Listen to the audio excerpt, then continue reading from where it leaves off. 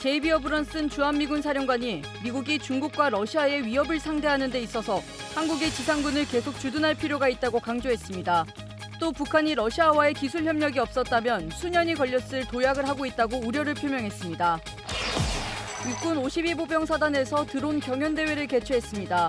드론 조종사 양성체계의 성과를 확인하고 드론 운영에 대한 붐을 조성하기 위해 기획된 이번 대회에는 센서 드론뿐만 아니라 1인칭 시점 드론인 FPV 드론 분야가 반영돼 눈길을 끌었습니다.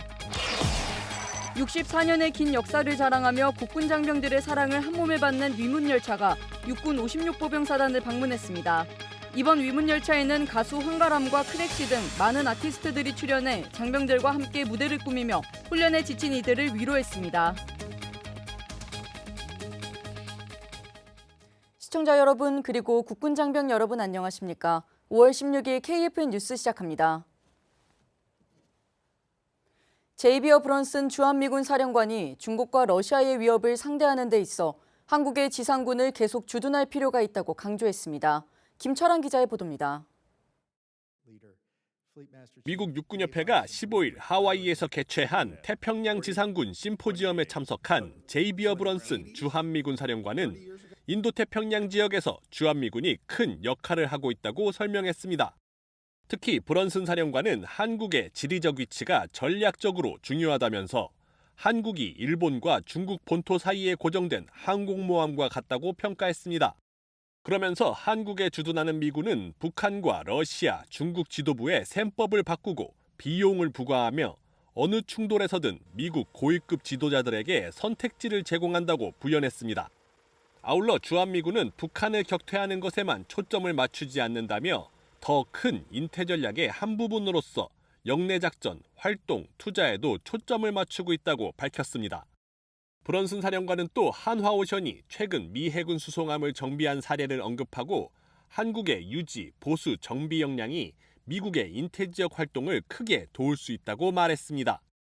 이와 함께 브런슨 사령관은 북한이 러시아의 병력을 파견한 대가로 기술 지원을 받아 핵무기를 항공수단에 탑재하는 방법을 배울지에 대한 우려를 표명했습니다.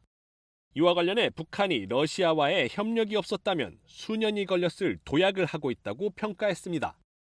KFN 뉴스 김철환입니다. 미국 트럼프 2기 행정부가 자국민에 대한 북한 여행 금지를 1년 더 연장하기로 결정했습니다. 미국 국무부는 별도 허가를 받지 않는 한 미국 여권으로 북한을 방문할 수 없게 했던 조처를 내년 8월 31일까지 연장한다고 관보를 통해 공지했습니다. 미 국무부는 미국 시민과 국적자가 체포되고 장기 구금이 될 수 있는 위험이 이어지고 있으며 이는 미국인의 안전에 위험이 되는 것으로 판단한다고 북한 여행금지 연장 배경을 설명했습니다. 국무부는 트럼프 1기 행정부 첫 해였던 지난 2017년 6월 미국 대학생 오토 원비어가 북한에 억류됐다가 혼수 상태로 풀려난 지 일주일 만에 숨지자 같은 해 9월 처음으로 북한 여행을 금지한 이후 지금까지 연장해왔습니다. 김명수 합참의장이 어제 정조대왕함과 잠수함 사령부, 진해기지 사령부와 특수전 전단 등을 방문해 해양 수호를 위한 대비 태세를 점검하고 임무 수행 중인 장병들을 격려했습니다. 김 의장은 먼저 KDX-3 배치2 선도함인 정조대왕함을 방문한 자리에서 전력화 추진 현황을 보고받았습니다. 그는 이지스함이 탄도미사일 대응 능력을 갖춘 세계 최정상급 함정이라 평가하며 북한 핵미사일 위협에 선제적으로 대응할 수 있도록 운용 능력을 최고도로 숙달하고 내실 있는 전력화 훈련을 실시해달라고 당부했습니다. 잠수함 사령부로 자리를 옮겨 핵심 현안을 보고받은 김 의장은 잠수함사가 국가전략부대로서 극한의 상황에서도 확고한 전투 의지와 작전 태세를 유지해야 한다고 강조했습니다. 이어 진해기지 사령부와 도산 안창호함, PA-데이 해상 초계기에 올라 작전 태세를 점검하고 해군 장병의 헌신적인 노력에 감사를 전했습니다. 육군 52보병사단이 도시지역 작전 환경에서 필수 전력으로 떠오른 드론의 운용 능력을 기르기 위해 사단 드론 경연 대회를 개최했습니다. 앵커 리포트입니다. 지난 14일 사단 작전 지역 일대에서 펼쳐진 드론 경연 대회. 단순히 장비 운용 능력 검증을 넘어 드론 조종사 양성 체계의 성과를 확인하는 자리로 대회 참가자들의 눈빛이 결연합니다. 참가자들은 손끝의 감각을 따라 조금씩 조종관을 움직이며 드론의 세세한 흔들림까지 잡아냅니다. 이번 대회는 다방면으로 드론이 사용되는 최근 전쟁 양상에 따라 드론 운영에 대한 붐을 조성하고 전장 상황을 종합적으로 고려할 수 있는 전투 능력을 기르기 위해 마련됐습니다. 또한 부대는 GPS 센서로 연결해 운용하는 센서 드론뿐 아니라 1인칭 시점 드론인 FPV 드론 분야도 처음으로 반영했습니다. 이번 경연대회를 통해 FPV 드론을 포함한 다양한 드론을 어떻게 운용해서 싸워야 하는지 방향성을 인지하고 전투력을 향상시키는 좋은 계기가 되었다고 생각합니다. FPV 드론은 특유의 역동성과 자유도를 바탕으로 정찰과 공격 등 다양한 임무에 활용되고 있으며 1인칭 시야의 고글을 착용한 뒤 작동합니다. 이륙 중량이 최대 26kg에 달하는 기존 드론과는 달리 해당 드론은 2kg 미만으로 가벼운 만큼 빠른 속도를 자랑하며 크기도 작아 건물 내부 수색에 용이합니다. 이번 경연대회 평가는 드론을 상황에 맞게 적절히 운용해 좁은 통로나 차량 사이를 정찰하는 비살상 작전을 비롯해 응거 중인 적을 직접 타격하는 살상 작전 분야 등으로 구분해 이뤄졌습니다. 치열한 경쟁 끝에 FPV 드론 분야는 김근현 중사가, 센서 드론 분야는 손승일 상사가 우승의 영광을 거머쥐었습니다. 이번 대회를 준비하면서 드론이 제 개인악이라고 생각하며 연습을 했고 아직 부족한 실력이지만 더 연습해서 육군 최고 드론 조종사가 되겠습니다. 부대는 현대전장의 필수 요소가 된 드론의 운용 능력을 더욱 향상시키기 위해 조종자 교육 체계를 체계적으로 발전시켜 나갈 예정입니다. KFN 뉴스 차성유입니다. 트럼프 미국 대통령이 중동 순방 중 카타르 도하를 방문해 F-47과 F-55 전투기 등의 개발을 추진하고 있다고 밝혔습니다. 또 트럼프 대통령은 필요하다면 미국의 힘을 사용하는데 절대로 주저하지 않겠다는 의견을 밝히기도 했습니다. 김은별 기자입니다. 트럼프 대통령은 중동 순방 중 카타르의 아루데이드 공군 기지를 찾아 미 공군이 곧 F-47 전투기를 갖게 될 것이라고 밝혔습니다. 지난 3월 트럼프 대통령은 F-22 등 5세대 전투기를 이을 6세대 전투기를 F-47로 정했으며 개발 사업자로 보잉을 선정했다고 밝힌 바 있습니다. F-47의 명칭은 트럼프 대통령이 미국의 제47대 대통령이라는 것에서 따온 것으로 보입니다. 트럼프 대통령은 F-35의 개량형인 신형 쌍발 엔진 전투기 F-55도 검토 중이라고 밝혔습니다. 또한 로이터 통신에 따르면 트럼프 대통령은 이와 함께 F-22 랩터 전투기를 업그레이드한 F-22 슈퍼 개발 역시 검토 중인 사실도 공개했습니다. AFP 통신 등에 따르면 아루데이드 공군 기지를 찾은 트럼프 미 대통령은 미국이나 우리 파트너들을 방어하는 데 필요하다면 미국의 힘을 사용하는 데 절대로 주저하지 않겠다고 밝혔습니다. KFN 뉴스 김은별입니다. 미국의 상선과 군함 건조 등을 포함한 조선업 협력 방안을 구체적으로 논의하는 자리가 마련됐습니다. 문영구 기자입니다. 한국을 찾은 제이미슨 그리어 미국 무역대표부 대표가 오늘 우리 조선업 관계자들과 면담하는 일정을 갖고 있습니다.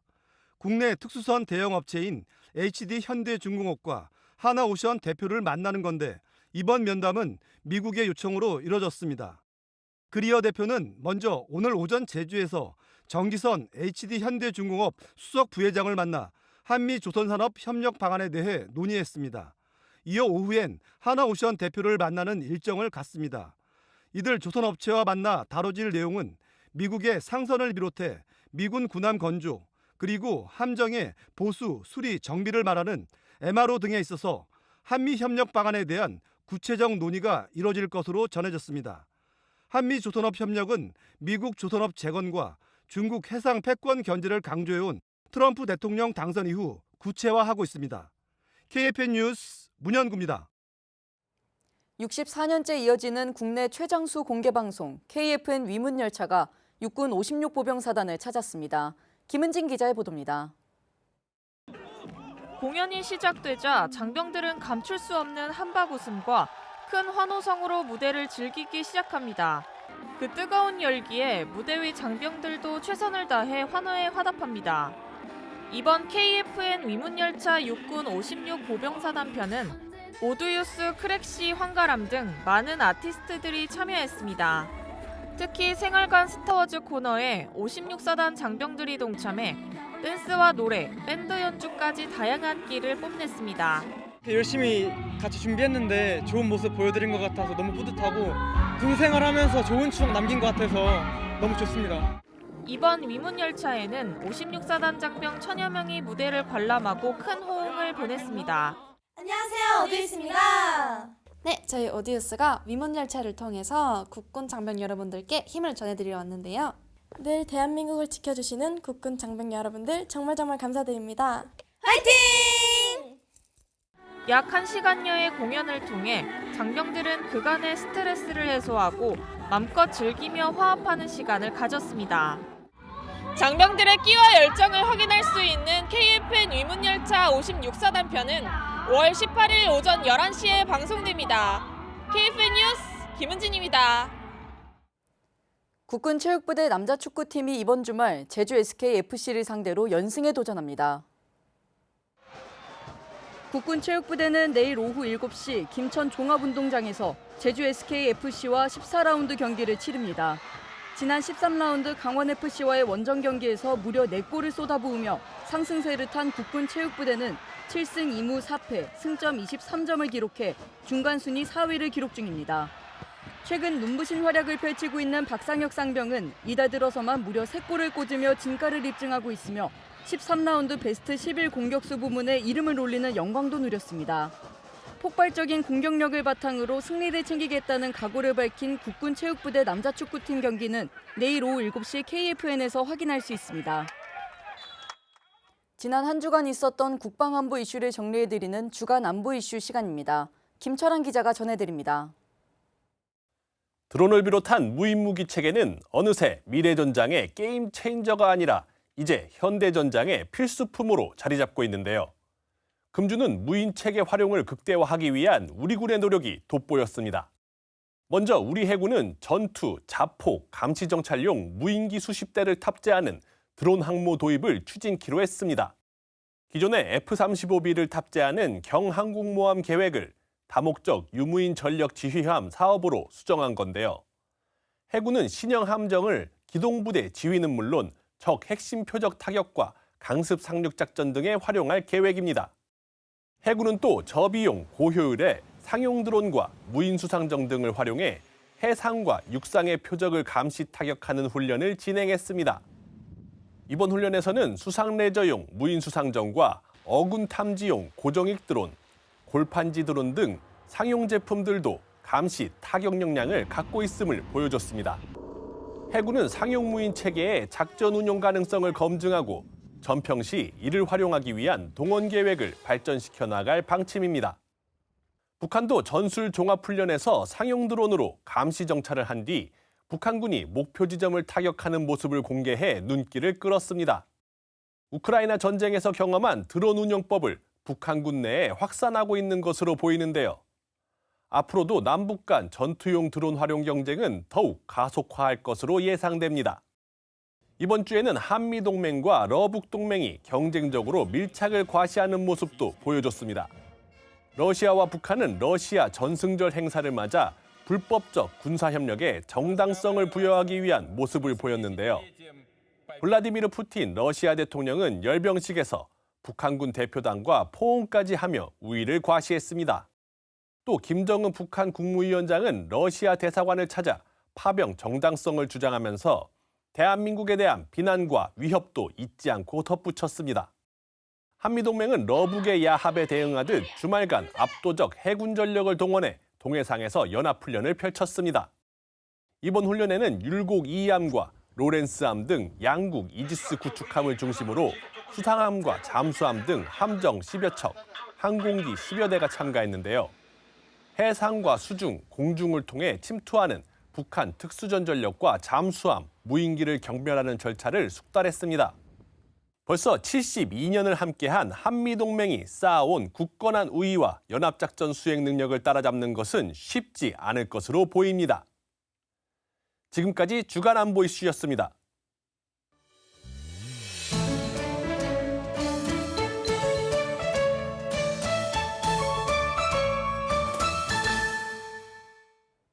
스무 살 전장의 흙먼지를 뒤집어 쓴 채 조국을 지켰던 한 청년이 있습니다.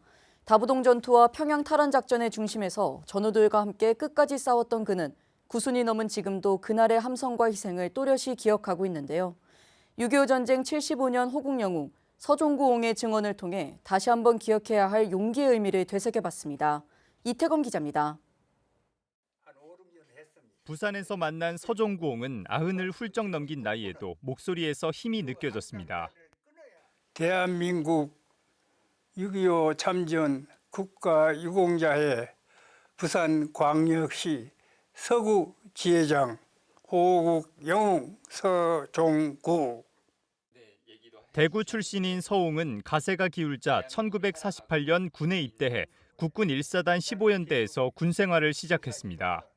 1950년 6.25 전쟁이 발발하고 북한군의 기습 남침에 국군은 후퇴할 수밖에 없었습니다. 서홍은 북한군이 서울로 밀고 들어오던 그 순간을 생생히 기억합니다. 인민군은 전차 부대를 앞세워 영등포 쪽 한강을 넘어오는데 제가 1개 분대 대원을 인솔하여 인민군 전차에 올라가 뚜껑을 열고 수류탄을 투입, 전차를 멈추게 했으나 이내 전술기에 오래가지 못했습니다. 서홍은 6.25 전쟁 당시 가장 치열했던 전투로 꼽히는 다부동 전투에도 참가했습니다. 다부동 전투는 1950년 8월 13일부터 30일까지 고 백선엽 장군이 이끈 국군 1사단이 미 27연대와 함께 북한군 3개 사단의 공격을 저지한 전투입니다. 낙동강물은 피물이 파랗게 흐리고 시체는 몇 백구 몇 처구와 물 따라 흐리고 주변 야산에는 시체가 3중 4중으로 쌓여 악취가 핑기는데 그 시체를 방패 삼아 총을 쏘고 뼈를 묻힐 각오로 죽을 고비를 남기면서 혼신을 다해 대한민국을 지켜냈습니다. 1950년 10월 서홍이 속한 1사단은 인천 상륙작전 이후 이뤄진 평양 탈환작전의 보조 공격부대로 선정됐습니다.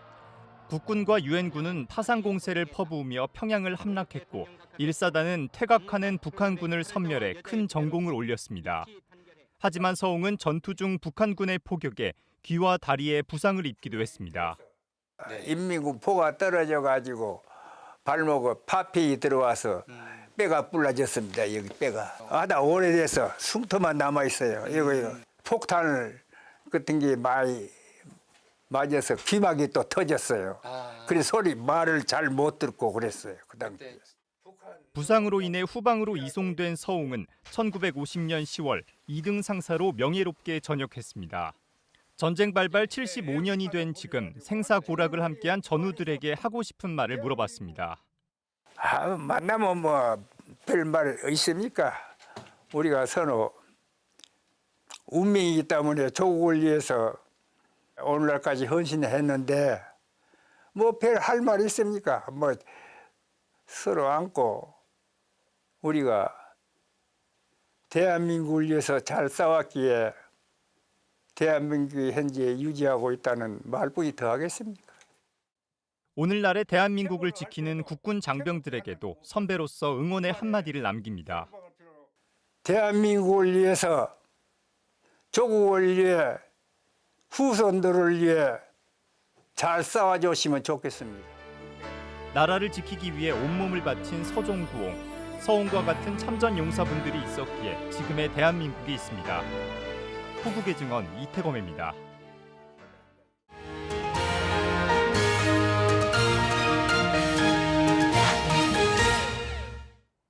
지난 5월 8일 어버이날을 맞아 국방부 유해발굴감식단이 얼굴 복원 사업의 첫 성과를 공개하며 호국 영웅의 표준 영정을 유가족에게 전달했는데요. 국방부 유해발굴감식단과 국립과학수사연구원의 업무 협약을 통해 추진된 이번 사업에 대해 자세한 뉴스바바에서 전해드리겠습니다. 안녕하십니까. 저는 국방부 유해발굴감식단 중앙감식소장 이규상입니다. 6.25 전사자의 얼굴 복원 사업은 현재 국립과학수사연구원과 국유단에서 이제 공동으로 진행하고 있는 사업입니다. 대상 유해는 국유단에서 선정을 하고 해당 유해에 대한 CT 촬영 및 얼굴 복원은 국과수에서 현재 진행 중에 있습니다. 국유단 같은 경우는 전사자의 유해, 즉 뼈를 기반으로 해서 전사자분의 신원을 확인하는 기관입니다. 저희와 유사한 기관에서 하는 많은 연구들을 파악하고 확인해 보다가 이 얼굴 복원과 관련된 이런 부분을 확인하게 됐고, 실제로 유가족분들이 그 돌아가신 아버님이나 할아버님의 영정사진이 없습니다. 전사자분 당신의 얼굴 뼈를 기반으로 한 저희가 현재 과학 수준에서 유추할 수 있는 이런 사진을 재현해서 가족분들에게 돌려드림으로써 이 가족분들이 어떤 의미를 가지실 수 있다는 이런 추가적인 의미도 저희는 부여를 하고 있습니다. CT 단층 촬영을 해서 이 데이터를 쌓은 다음에 3D 모델로 변환하는 작업을 하거든요.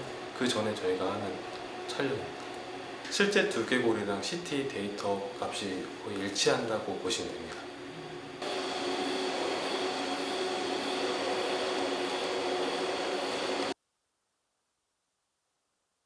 저희가 보관하고 있는 11,000여 구의 국군 전사자 중에 신원 확인을 위한 추적이 가능한 유해들이 좀 존재합니다. 중앙감수에서 다 펼쳐서 두개골, 그 다음에 잔존하는 부위까지 이제 다 확인을 하고, 특히나 두개골 위주로 해서 모든 부위가 다 잔존해 있는지 여부, 그리고 아래턱 부위가 정확하게 남아 있는지, 치아가 고스란히 남아 있는지, 그 다음에 각각의 얼굴에서 특징을 확인할 수 있는 포인트가 정확하신 분들을 저희가 토의를 진행을 했고, 그 중에서 현재 유해를 얼굴을 복원하고 계신 이분이 가장 우선시한 그 얼굴 복원 대상 유해로 선정이 됐습니다.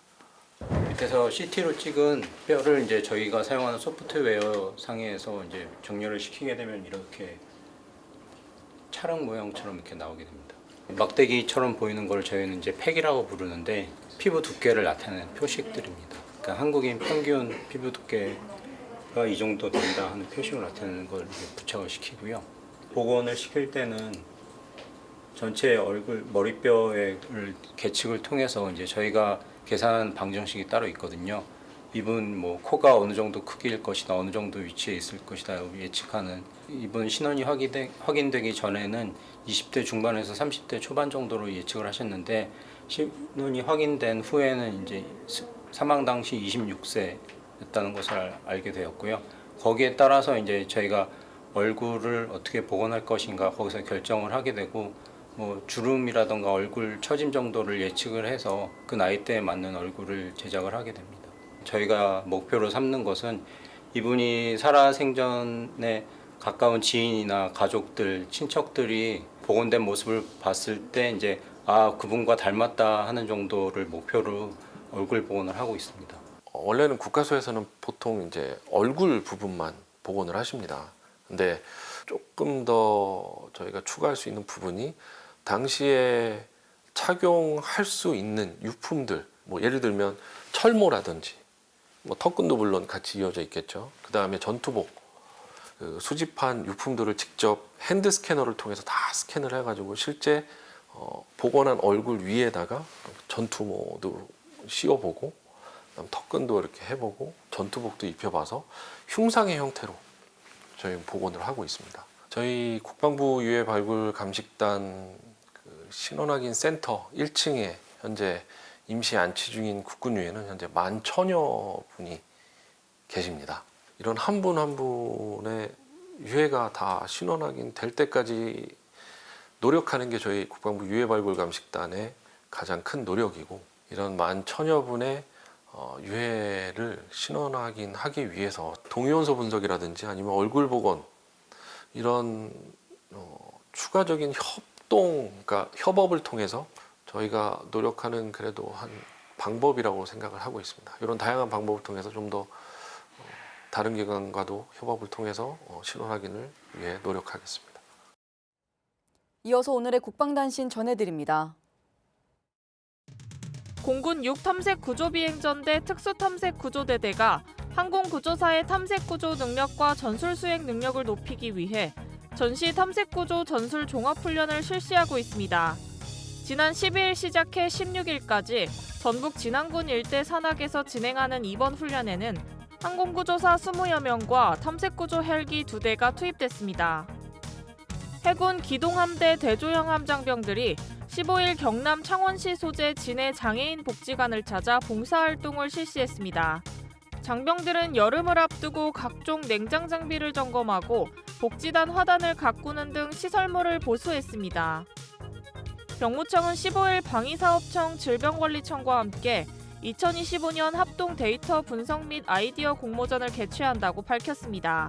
이번 공모전은 공공 데이터를 활용한 데이터 분석과 아이디어 공모전을 통한 혁신적 공공 서비스 발굴을 위해 기획됐습니다.